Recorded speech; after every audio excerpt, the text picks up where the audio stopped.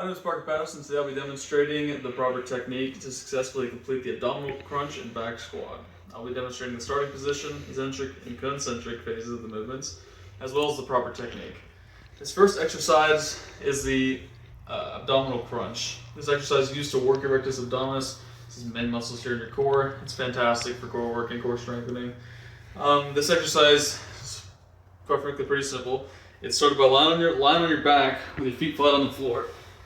So you want to make sure that you have a nice flat surface or a mat, whatever you want to use.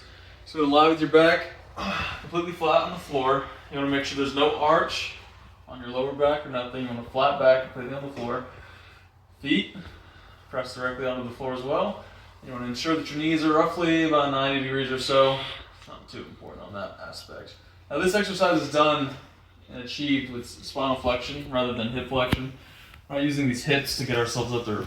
We're flexing our spine to get ourselves in an upward fashion. So the abdominal crunch, like all exercises, can be broken up into concentric and eccentric phases, upward and downward. That's whenever you're actively doing the rep versus coming back down from the rep. Now the abdominal crunch, the force production of the concentric phase is produced through spinal flexion rather than hip flexion, like I mentioned earlier. The rectus abdominis shortens, which generates that torque we need to lift our upper bodies.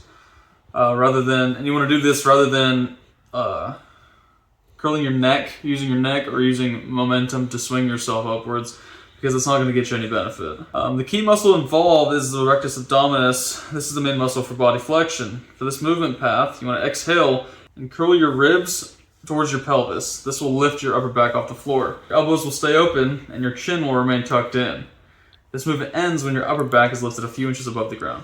So when you're doing this exercise, like I mentioned earlier, flat on the back, no space underneath the lower back, right there on the floor, knees bent in, feet on the floor, arms across the shoulders, chin tucked in, and like mentioned before, we're using spinal flexion rather than hip flexion, so we're not really trying to get up there like this. Pretty much think that like our spine is flat on the floor. We're curling that spine off the ground in order to get our upper body up there.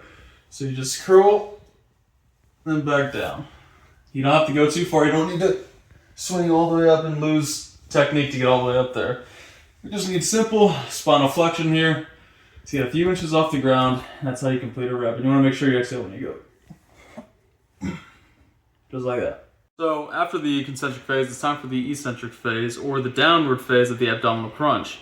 When we complete a rep, it's important that we know how to properly come down in the eccentric phase of this exercise. Our torso is going to lower back into the resting state in a very controlled and slow motion. It's very important not to hit the floor without any resistance on that spinal flexion, because that could, potentially lead to injury. So slowly lower yourself down. Just like when we come up, the spine returns to rest from flexion from the concentric phase. Make sure your hips, knees, and neck do not move from their positions, ensuring this will give us the most benefit. Now, I don't have a six-pack, so it's a little harder for me to get a fully controlled motion, not only upwards, but downwards. But I'm going to try and do my best. So all the position points I mentioned before, once I go up, I won't be able to talk, because again, I don't have a six-pack. But I'll try my best. When we come up, slowly lower it back down. You want to make sure, just like whenever I mentioned earlier, how the spine flexes upwards and peels off, we're simply reversing that, peeling the spine back onto the floor in a controlled fashion to make sure we get the most benefit. Also, hips, knees, neck, shoulders, all of that. If we're moving our heads around something crazy, like using my neck to get up, and you're not getting any benefit. You're not activating these muscles properly. So you want to make sure all of that is followed to get the best benefit. Another thing to mention for this movement of the abdominal crunch, breathing. It's very important to know how to breathe whenever you're doing these exercises. If you see a lot of power lifters, a lot of people doing strength training, they always have real big inhales, and they hold it, and then they exhale. So it's no different for this. During this exercise, you want to make sure you're exhaling during the concentric phase and inhaling during the eccentric phase.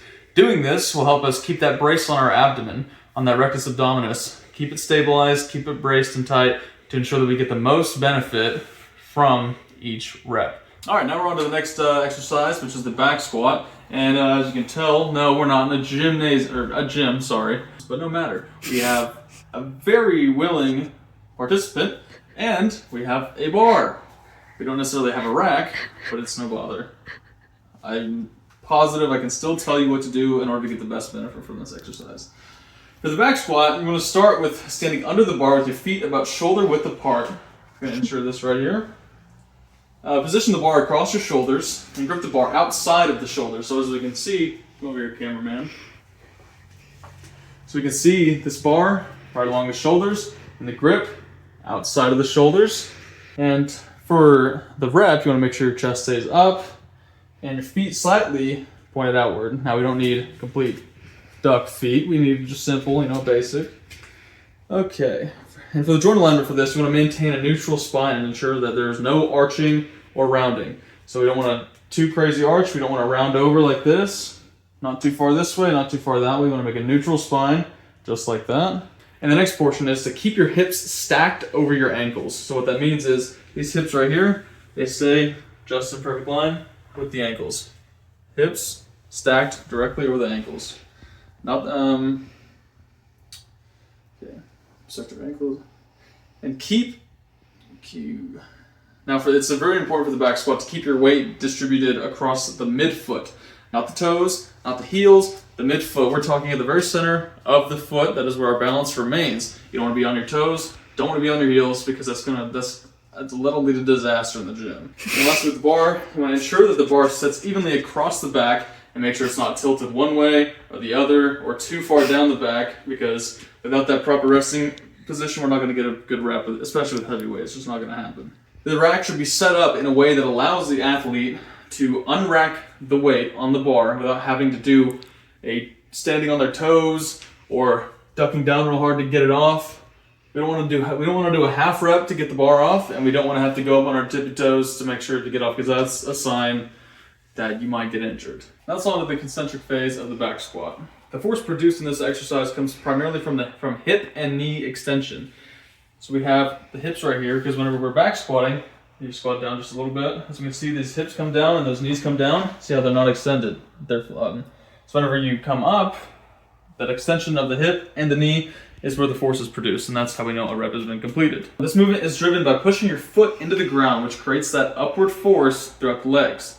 Now, the back squat is primarily utilizing mostly two muscles, and that being the quadriceps and mostly using the quadriceps and the gluteus maximus. Now, there are a couple of muscles like the hamstrings and other specific muscles that to take into account, but the main ones are the glutes and the quads. All right, now from a bottom position in a squat, the hips and knees extend at the same time. The barbell travels in a vertical line over the foot.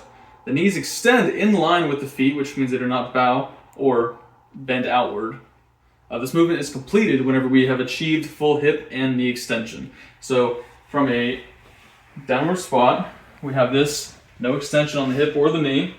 And as we come up, we can see this bar stay directly in line with midfoot. We've achieved knee extension, we've achieved hip extension, and this bar traveling in a vertical line along with our body mass, we know we have completed a rep. Going down in a back squat, it's important to lower your center of mass in a smooth and controlled manner. In this phase, your hips will move back and then down, and the bar will descend in a vertical line over your feet. So I'm gonna have this guy right here go ahead and descend on down. As we can see, the bar directly over the feet, the bend at the hips and the knees, and the bar descending straight down over the back. And then just like earlier when we come up, we achieve that hip and knee extension, and we've completed a rep. The joints that are flexing in this motion are the hips and the knees, just like on the concentric phase. They're the main joints that we're going to be using in this exercise. Hips bend as we come down, and the knees bend to allow the depth that we're trying to achieve per rep. Because as we want to achieve more depth, we need the knees and the hips to bend as we're going down. The knee bends helps us get that depth, and the hips help us control our way down. And on the way down, our quads, hamstrings, and glutes, they actually lengthen under the tension of the bar, which allows us more controlled movement during the exercise. And on top of that, your core helps stabilize the entire torso with all the weight on it, which is a massive factor for injury prevention.